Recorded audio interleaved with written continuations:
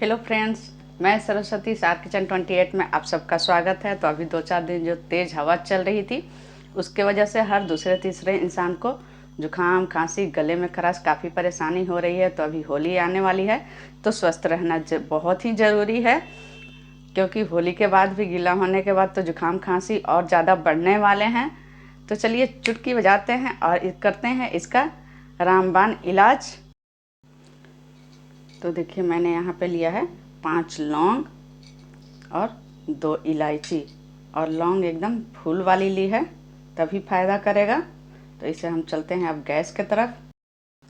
तो यहाँ पे इस तरह से चिमटे से हम लौंग को ले लेंगे। आप चाहें तो इसे तवा पे भी गर्म कर सकते हैं और इस तरह से लौंग को अच्छे से सेक लेंगे।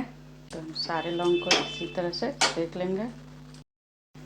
इस तरह थोड़ा सा इलायची को भी गरम कर लेंगे।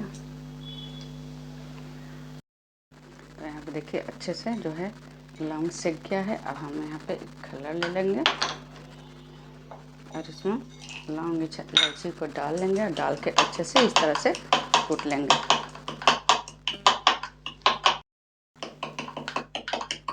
तो देखिए यहाँ पे इसका पाउडर तैयार हो चुका है। हम यहाँ पे एक छन्नी ले लेंगे, इसे छान लेंगे ताकि छोटे बच्चे जो है ना उनके गले में ये फंसे ना। तो देखिए ये इसको दोबारा से हम इस्तेमाल कर सकते हैं गरम करके।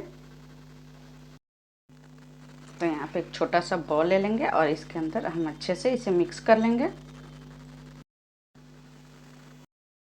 अब यहाँ पे हम 1 चम्मच इसमें लेंगे हनी,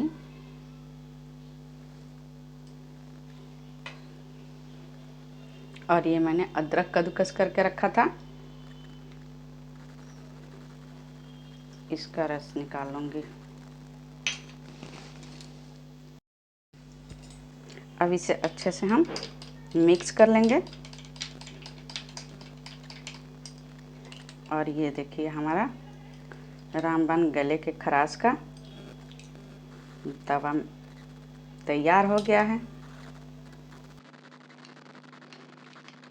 और इसे आधा चम्मच एक बार में लीजिएगा।